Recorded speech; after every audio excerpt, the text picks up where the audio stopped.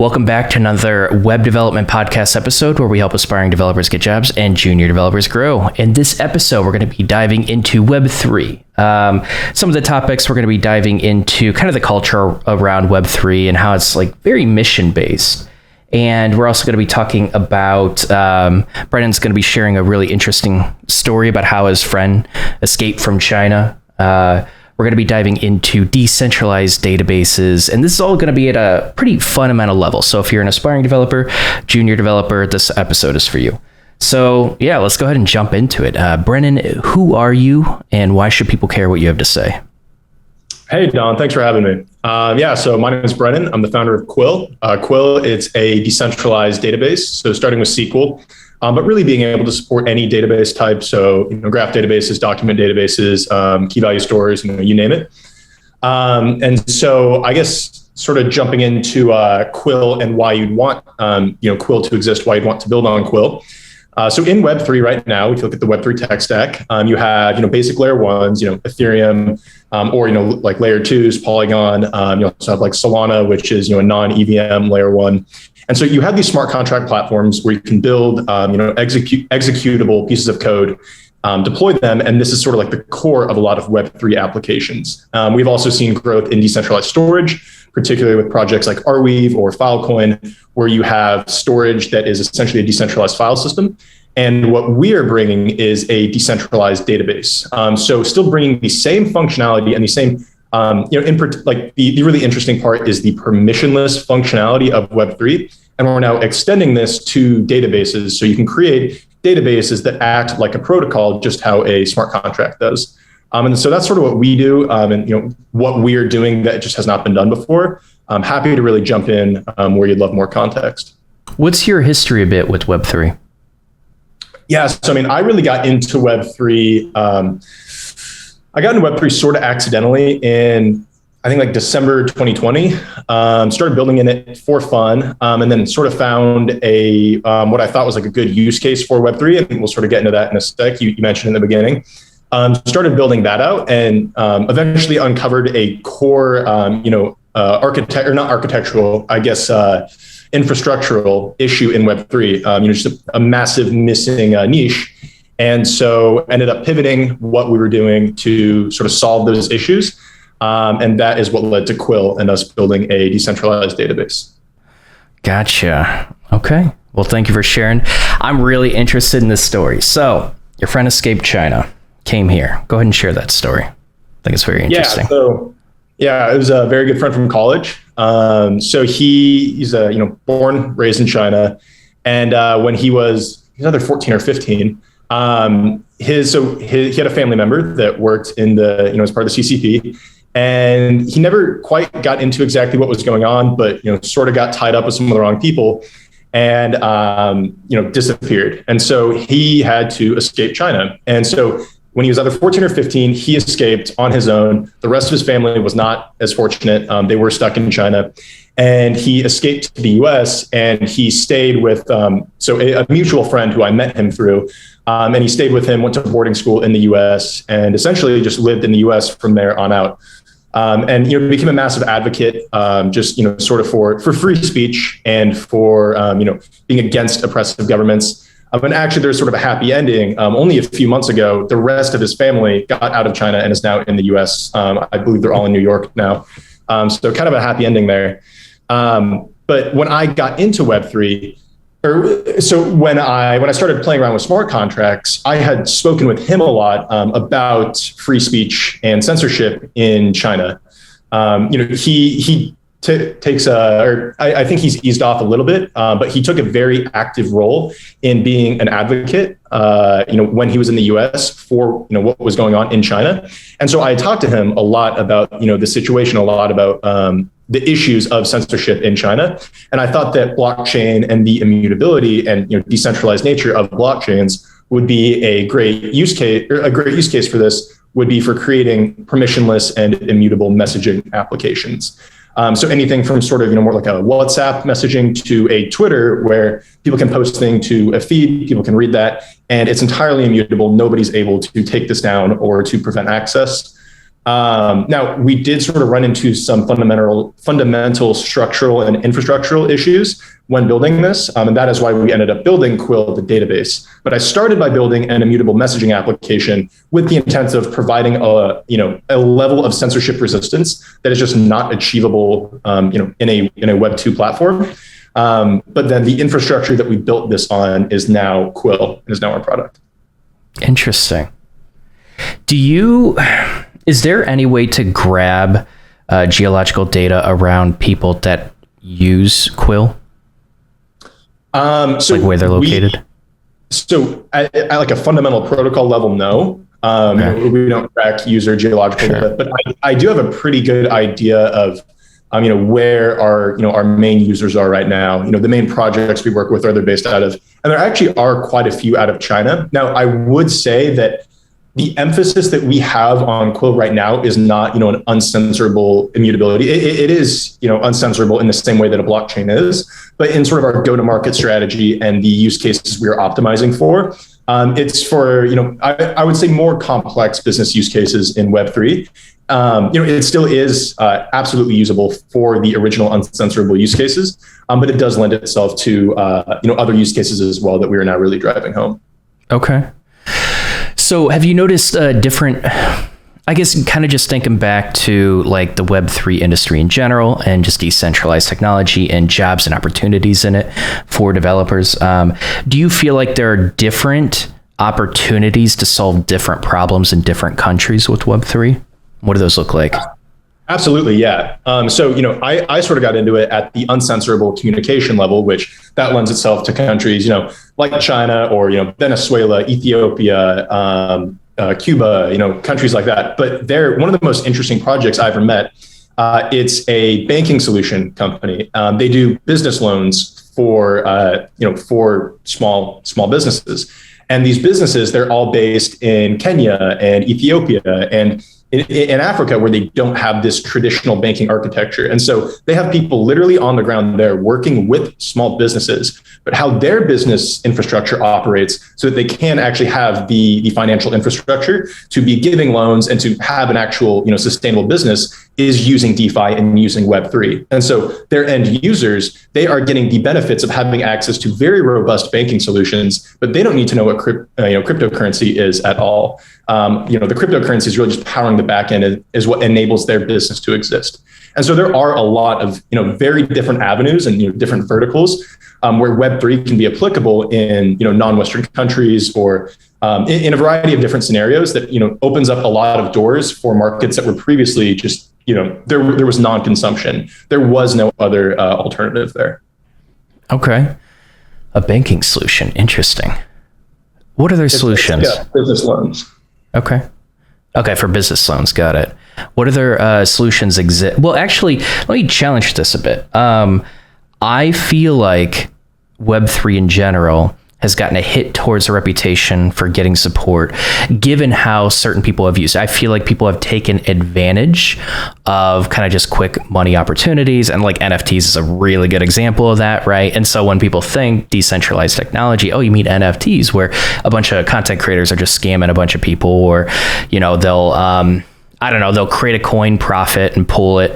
I feel like decentralized technology has had a hit to the reputation, and I'm very curious about the future of Web3 opportunities and the technology in general. Can you share a bit of your opinion about that? Yeah, absolutely. I totally agree with you that, Web3, it definitely is plagued by sort of, by bad actors and by people that are in it for the wrong reasons. It is really the wild west right now, and it's really hard to tamp down on because of the permissionless nature of blockchains. But that's also the benefit. That's the reason why you can have immutable communication. That's the reason why you can provide very robust banking infrastructure to rural Africa, because it is permissionless. There aren't countries that are blocking access to it. They literally cannot block access to it. Now that does lead to a lot of scams. Creators, they will launch an NFT or they'll launch a token and they will rug pull, they'll just walk away with a lot of money. And that is a big issue. And there really is two ways there's probably more than two ways, but I think two primary ways that this is being addressed right now. One of them is at a local government level. Or I say local government, but I really just mean, like the US government is handling this. So, the on-ramp to crypto, what is allowing people to access these assets? And then similarly, if somebody does this, if somebody, partakes in a rug pull, what is the consequence? Kim Kardashian, she got fined, I think it was a couple $1 million for taking part, for promoting a crypto project. And so there already is enforcement, occurring at a national or just, I would say governmental level. And then the second way that we really need to address this is just by better education. A lot of people get into crypto and they don't know that, this random coin or this random NFT that got launched, they don't know how to check or, really even get into the weeds. Is this legit? Is this a rug pull? Is this something I should be putting my money into or not? And so a lot of it is just better education. And that's something that comes with every industry. And just, when you have new businesses, just fundamentally new ways of doing things, and people don't know what to expect, there is a lot of risk when you get into that. And so part of that is that at a government level, the government needs to help, educate and enforce laws regarding this. But then similarly, we do need to have better communal education for people that are first getting into Web3 to help protect them. Do you feel like with some of your potential customers that you have to provide that education, or do you feel like the customers that even come across your company, they already know what decentralized technology is? Yeah, I would say by and large, people that come to us, they know what decentralized technology is. There have been a couple that have found their way to us, and they really got involved because we're a SQL solution, and so that's very native to them coming from Web 2. And so for in a very few cases, we have sort of been the first point of them hitting Web 3. But by and large, a lot of the companies that find us, they know what they're doing, and they are fairly experienced in the sector. But then even for companies that don't. We definitely are here to help provide education, but a lot of the, we are not financial infrastructure. We are data storage infrastructure. And so a lot of the people that are coming and finding their way to us, they are looking to build on decentralized data storage infrastructure. And this, like the data storage infrastructure in Web3 has a lot less of these scammy, scammy might not be a great word for it, but scammy components that exist in sort of the DeFi area, because the incentive for a scammer in decentralized storage is much, much less than in decentralized finance, where finance is core to what is going on, and that is how they make their money. And so I would say we sort of exist in a less scammy part of Web3. I do think DeFi will get less scammy, but it's not an issue that we have on a day-to-day basis. So essentially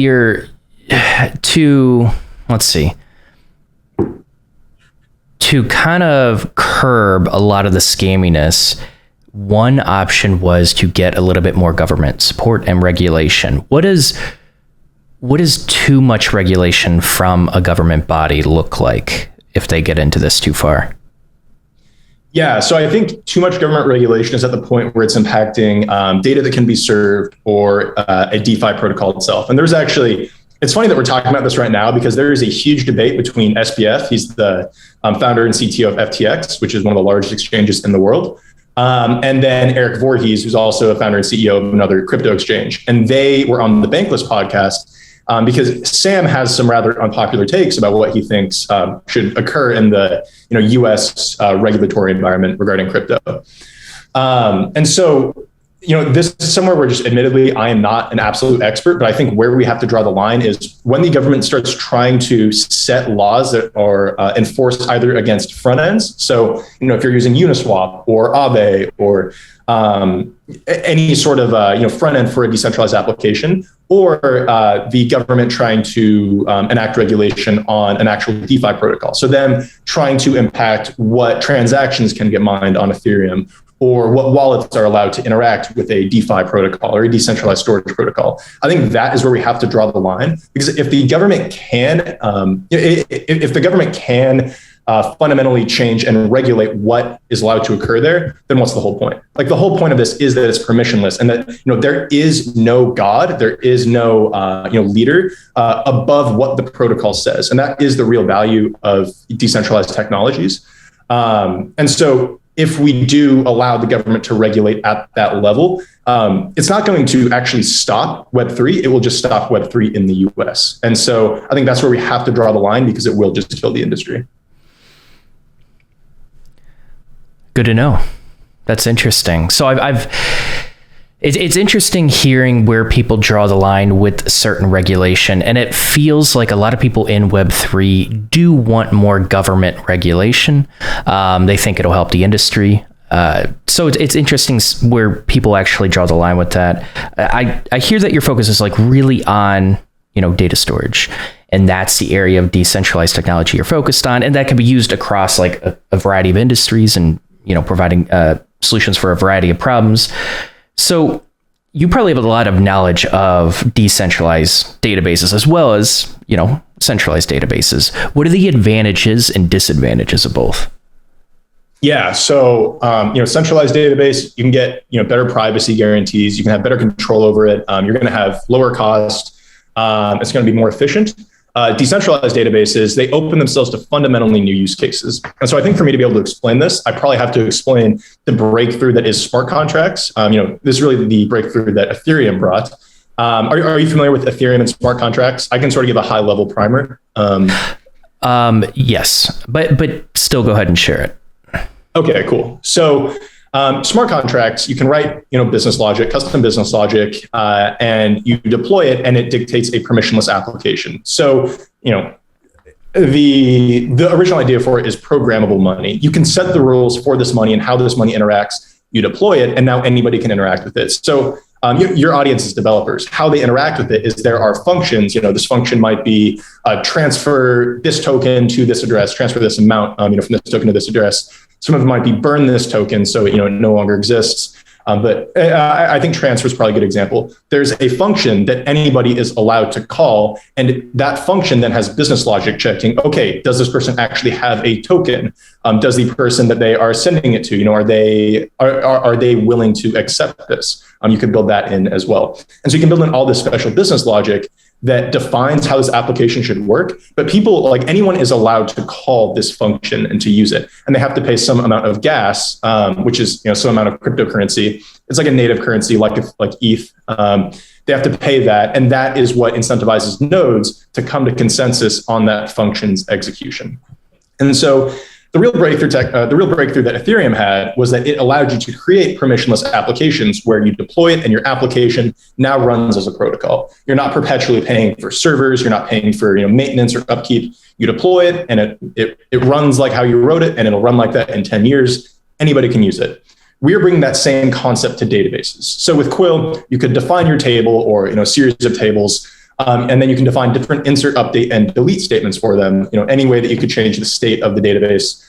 So very basic example, and you probably want to do this in like a graph database, which we're going to be adding support for. But just for the sake of the example, let's say you have a table for follower relationships. You have, the follower and then the person they're following.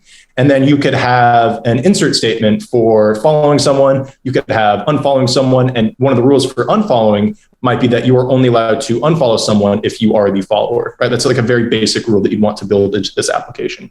And then you could build a blocking feature where if someone is following you, you can force them to unfollow you and make that, make it stay that way. And so you can build in all of these, essentially rules for who is able to interact with these databases, who is able to write data to it and in what ways, and then deploy it. And now your database acts as a permissionless protocol. And so, if I do that, I am now no longer paying for perpetual upkeep. I'm not paying for, databases that are running on cloud services. I don't have to be managing, ingress points and, managing API keys and things like that. I deploy my data. I define how I want my database to work. I deploy it, and now it will permissionlessly work like that. And people are just able to permissionlessly plug into it. And so for a lot of existing business use cases, that doesn't really open a ton of new doors, but it does open new doors for business use cases that were previously not possible, both in Web 2 and in Web 3. Happy to sort of jump into those if you'd like. It's probably a little bit longer conversation. How long? I can kind of make it as long as you want. We've got a whole list of pretty cool use cases. I would like to hear about a few. We can dive into this for like 5-10 minutes. If you're up for it. Right, so, yeah, no, totally up for it. All right. So I've sort of already given the Web3 one, like a follower graph. And where that would be implementable is that if you had decentralized, let's do Twitter, Instagram, and Spotify. Twitter, it's messages. Instagram, it's mostly images, and Spotify, it's music. But all of them have follower relationships, and so you have this one table, and then all of these, all these social networks that are doing fundamentally different things. Messages, images, and music. They would all be able to plug into the same social graph, and so no matter where you go, you would have the same followers. You'd be following the same friends. And so now when a new application comes online, they don't have to bootstrap your social graph. Again, they don't have to bootstrap who are your friends, who do you want to follow, who are you interested in, and who is interested in you. It's already just baked into the application. And so it seriously decreases user friction. So that's one great use case. A second one is for IoT devices or for things like vehicles and collecting vehicle data, where this is actually a project that we're beginning to work with. But let's say you have IoT devices that are spread out around the globe, and people are just running these in their homes. Let's say it's collecting temperature data for a specific area. And you want each of these IoT devices, they're incentivized to be gathering this data and storing it on this permissionless network. But you only want them to be able to do this and update their data once per day.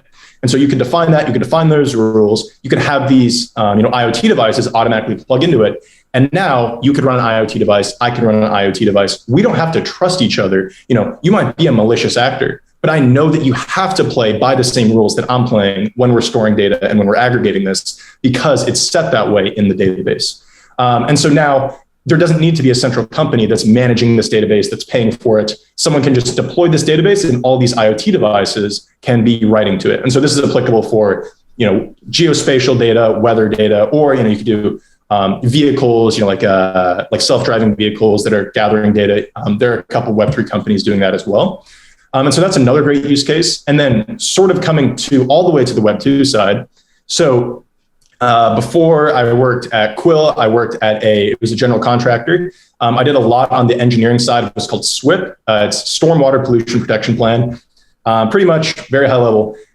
So construction sites, when they're building, they have sediment runoff and silt runoff, and that runs off into water, waterways, goes to a stream, that goes to a river, that goes to a lake. And some amount is okay, but you can't have too much. And so you need to be coordinating with other job sites that are run by other companies. It might be other construction companies. It might be landscaping companies, irrigation companies. It could even be like farms.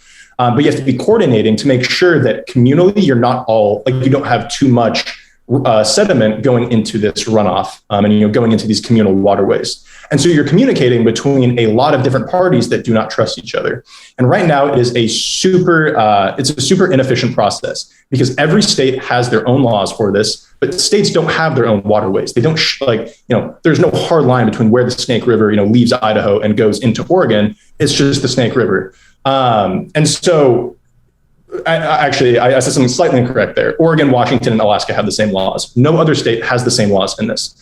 But you could create a permissionless database where companies, they're able to write their runoff information using IoT devices, or right now they measure it automatically, but it'd be very easy to create an IoT device that does this.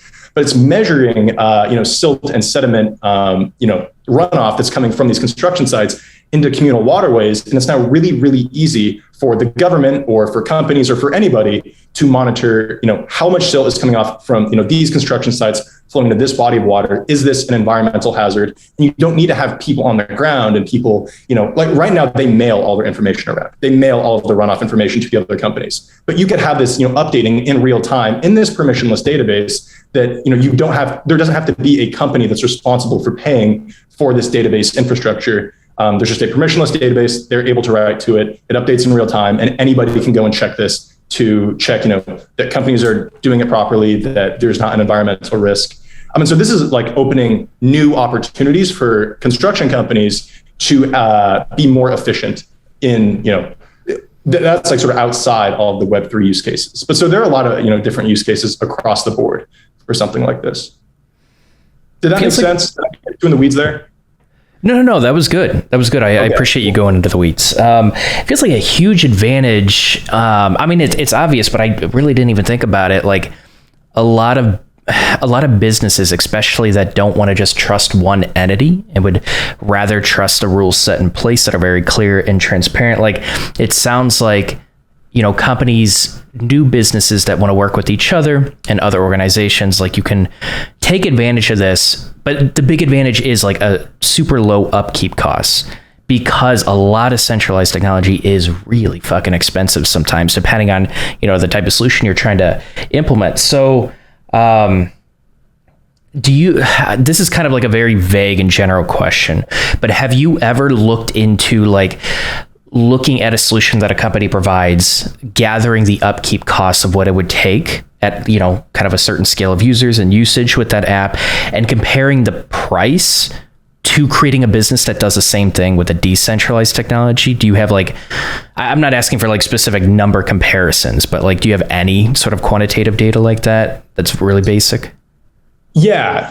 So just as a general rule, decentralized technologies will probably be more expensive, actually. Interesting. That's because you have a lot of, computers that don't trust each other. They have to coordinate, and there's all these different cryptographic proofs that they're going through to ensure that, each other node in the network is coordinating properly. So it generally is more expensive if you are just doing pound for pound technology costs. But that is definitely the incorrect way to measure this. Let's go back to this construction example I brought up. If the government was to run a centralized database that is managing this, and then all the companies are writing to this database, that would pound for pound be less expensive, except now all of these companies, they still need to have a ton of employees whose job is working within these regulations and checking to make sure that these regulations aren't changing. And then you have lobbyists that are going and making sure that these regulations are or are not changing in the government. And then, when they change the structure, either of the regulations or the database, now all those companies, they need to go and they need to update that. And if you did that on Quill, or just in any decentralized environment, you don't have that issue. You know that this is going to work this way until there is social consensus to come to a change, as opposed to government mandated consensus to come to a change. And so pound for pound technology wise, it is going to cost you more to use decentralized technologies. But there's also more in the way of, employee overhead, where you have to be hiring people to specifically manage these interactions. Well, in decentralized technology, you have reliability, cryptographically guaranteed reliability that this is not going to change. And so it does change your cost structure in that way. Thanks for clarifying that. Okay, so reliability is the key thing that I was missing, not necessarily cost efficiency in terms of technology. Okay. Over a long time period, I do think we will hit, cost parity, especially in, the case of decentralized storage, or, so close to cost parity that it's negligible. But yeah, generally right now, decentralized technologies are a bit more expensive. Okay. I like learning about this. So you can't predict the future, but I'm going to ask you to anyways. In 5 years, we'll just say 5 years, where do you see decentralized technology being? Can you give me an example of the type of problem that it would solve that maybe we aren't solving just yet with decentralized technology? Kind of just give me a vibe check of where it's going to be in 5 years. Yeah, so I'll sort of do a high level, and then I'll try to dig a bit deeper on some examples. So high level, I think we'll see decentralized technology move beyond just DeFi into a lot of new verticals. And we're actually sort of already seeing this. It's already sort of coming true. So, if you went before, I'd say 12, maybe 18 months ago, and you looked at Web3, Web3 is almost synonymous with DeFi. And so DeFi stands for decentralized finance. It's all of the, decentralized finance infrastructure that exists in Web3. And that was pretty much all Web3 was, a year or a year and a half ago, any time before that. But now we're starting to see Web3 grow into a lot of new sectors. So there's decentralized social, decentralized science, decentralized gaming, decentralized analytics. There's all these new verticals. And so I think in the next 5 years, we will really see these verticals take off. Previously Web3, it was really about building the financial infrastructure for us to be able to support these verticals. But now these verticals are going to take off and are going to create a lot of fundamentally new business applications. And so I think I've gone through already a couple examples. I think one that will really take off in the next 5 years, and once again, I can't really see the future, but is decentralized social. So I think this is this might have been a hot take maybe 6 months ago, but it's becoming less of a hot take now. We have Elon taking over Twitter. Twitter, they're making some changes. People are not going to like these changes. And so people are going to be looking for fundamentally new platforms that accomplish similar use cases to Twitter, where it's, it's almost like a global messaging board. And so I think, a global messaging board in the case of Twitter, that is almost more of a public good than it should be a private company. Entire governments, they put out official, press releases on Twitter. Companies are putting out, official company information on Twitter. Twitter is how the world works. That probably should not be a company. That should be a piece of public infrastructure. And what's cool about Web3 is that on Web3, you can have private companies building public infrastructure, but they don't have more control over that public infrastructure than their clients do. And so, I think, once again, can't see the future, but if this Twitter acquisition, does not go well, and, they do, turn Twitter into something that Twitter's customers don't like, I do think there will be a serious explosion in decentralized technologies, particularly in creating things that have similar use cases to Twitter, because it gives you the benefit of Twitter, but it also gives you the guarantees that this is not going to go and change in the future. Okay, that's an interesting example. So you tell me if you think I'm wrong.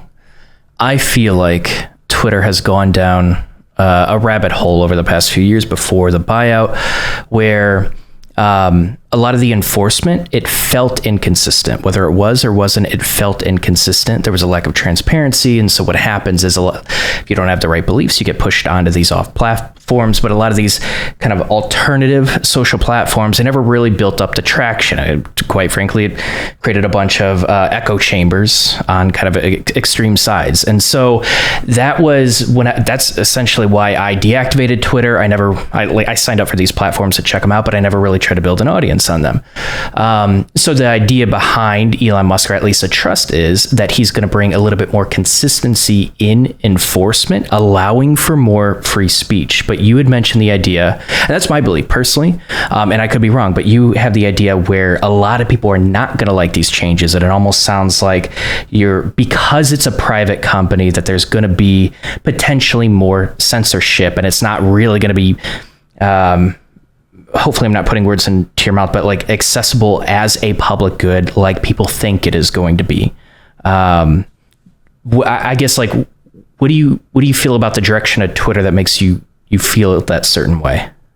So I do think there's a little bit of a misunderstanding there. So I am, very much pro free speech, and I do think Elon Musk is coming to Twitter with the idea of free speech is good, and he wants more free speech, not less. Where I think people will be leaving Twitter is when they do not like that. They might not want to see, some of the, potentially obscene or vulgar or offensive content that would, that he might start allowing on Twitter. And so I think that is what's going to drive a lot of the exodus. And I know a lot of people that are already planning on leaving Twitter as soon as possible, simply because they have a fundamentally different view on free speech than I do.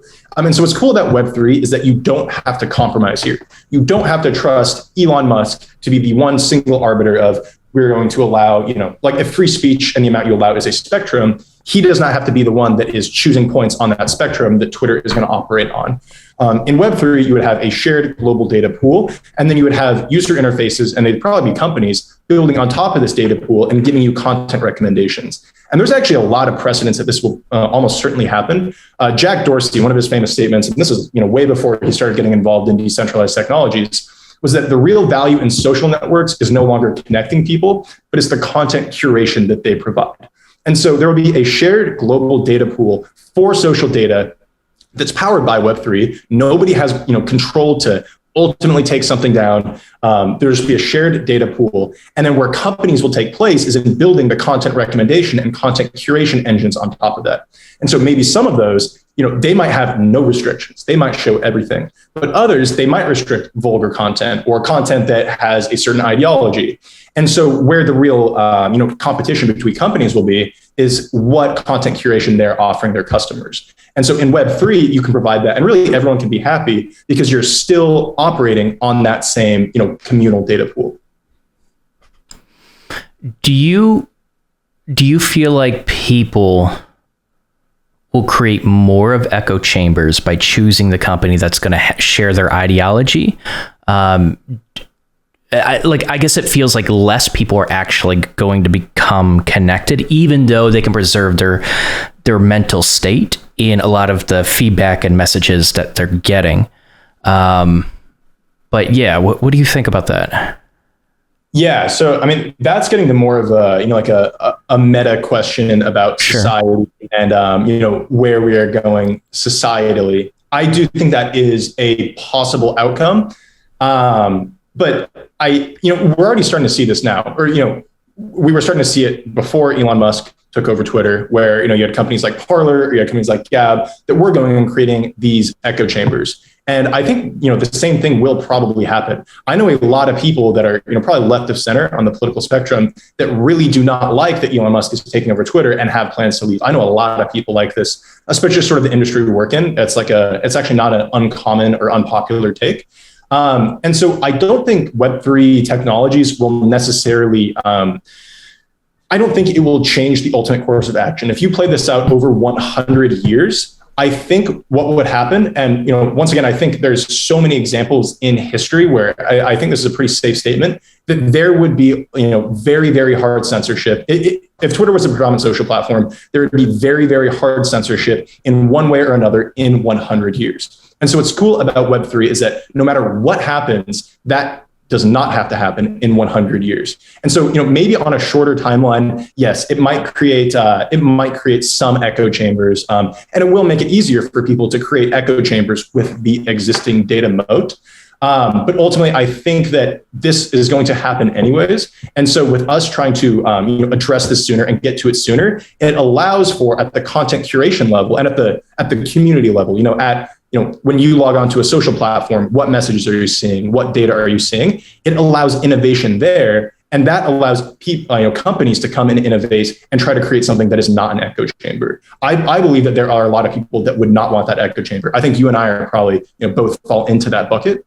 And so, yes, it can allow for echo chambers, but it also allows for better innovation at the content curation level so that companies can come and create non-echo chambers. I think over a long enough time horizon, all things would be equal censorship wise, but this allows more opportunity for us to fix that. I appreciate you sharing that. That gives me a little bit more of a perspective on, I think you're potentially right.